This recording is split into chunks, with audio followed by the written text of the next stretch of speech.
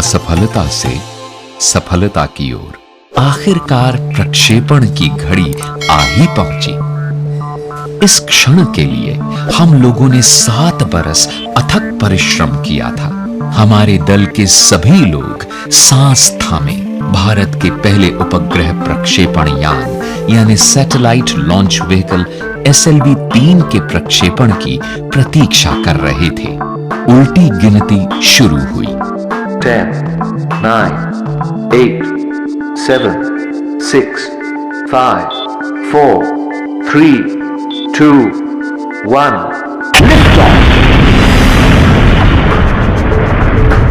पहले चरण का प्रदर्शन बहुत बढ़िया रहा। हम मंत्रमुग्ध खड़े देख रहे थे। हमारी आशाएं SLV-3 के रूप में उड़ान भर रही थी। अचानक जैसे सपना टूटा, दूसरा चरण नियंत्रण से बाहर हो गया और 317 सेकंड बाद उड़ान समाप्त करनी पड़ी।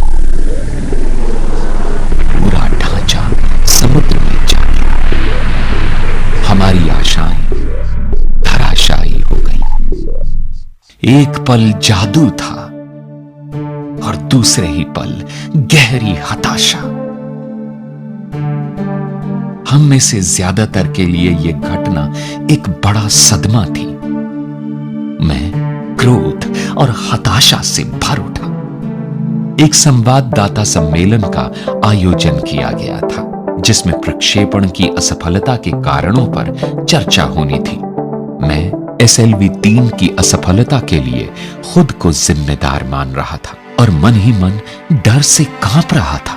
मैं जानता था कि संवाददाता सम्मेलन में मेरी और मेरे दल की खूब आलोचना होगी, लेकिन हमारे संगठन के अध्यक्ष प्रोफेसर सतीश धवन ने मुझसे माइक ले लिया और आत्मविश्वास के साथ सभी प्रश्नों के उत्तर दिए। उनके अविचलित रहने और विचारों की स्पष्टता से मैं सचमुच बहुत प्रभावित हुआ।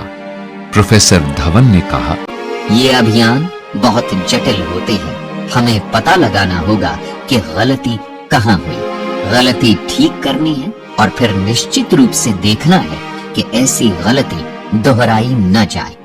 और फिर उन्होंने कहा, मुझे पूरा विश्वास है कि ठीक 1 साल के अंदर हम एक उपग्रह को सफलतापूर्वक पृथ्वी की कक्षा में स्थापित करने का लक्ष्य प्राप्त कर पाएंगे। उनके इस वाक्य ने मेरी बहुत हिम्मत बंधाई और मैं जोश से भर उठा। पिछले सप्ताह भर मैं नाम मात्र ही सोया था। मैं सीधा अपने कमरे में गया और बिस्तर पर जा गिरा। ठीक 1 साल बाद 18 जुलाई 1980 को एक बार फिर पूरे देश की निगाहें हम पर थी। भारतीय अंतरिक्ष कार्यक्रम का भविष्य बदल देने वाले प्रक्षेपण की घड़ी आ पहुंची थी। तड़के ही SLV-3 ने उड़ान भरी। उपग्रह कक्षा में सफलतापूर्वक स्थापित हो चुका था और तब मैंने अपने जीवन के सबसे महत्वपूर्ण शब्द बोले। Mission director calling all stations. सभी चरण सफलतापूर्वक पूरे कर लिए गए हैं और उपग्रह रोहिणी अब अपने ग्रह पथ में है। चारों ओर से उल्लास भरी आवाजें उठने लगी। जब मैं इमारत से बाहर निकला तो मेरे सहकर्मियों ने मुझे कंधों पर उठा लिया और जुलूस बनाकर प्रक्षेपण स्थल की ओर ले चले। वो मेरे जीवन का सबसे गर्व भरा और सबसे सुखद क्षण था। मुझे अपने दल पर बहुत गर्व हुआ। पूरा देश उत्साह से भर उठा।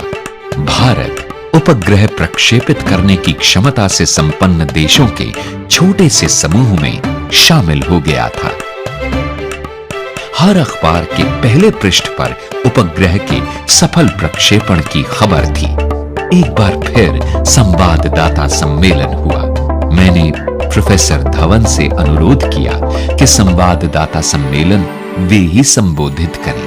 लेकिन इस बार उन्होंने माइक मेरी ओर करके मुझे ही प्रश्नों के उत्तर देने दिए। उन्हें पता था कि इस परियोजना पर मैंने कितना श्रम किया है और उन्हें लगा कि प्रश्नों के उत्तर मुझे ही देने चाहिए।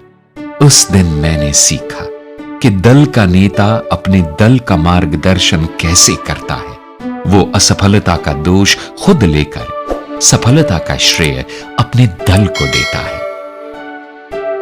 मैंने मन ही मन सोचा कि काश किसी दिन मैं भी ऐसे ही अपने दल को प्रोत्साहित कर पाऊं।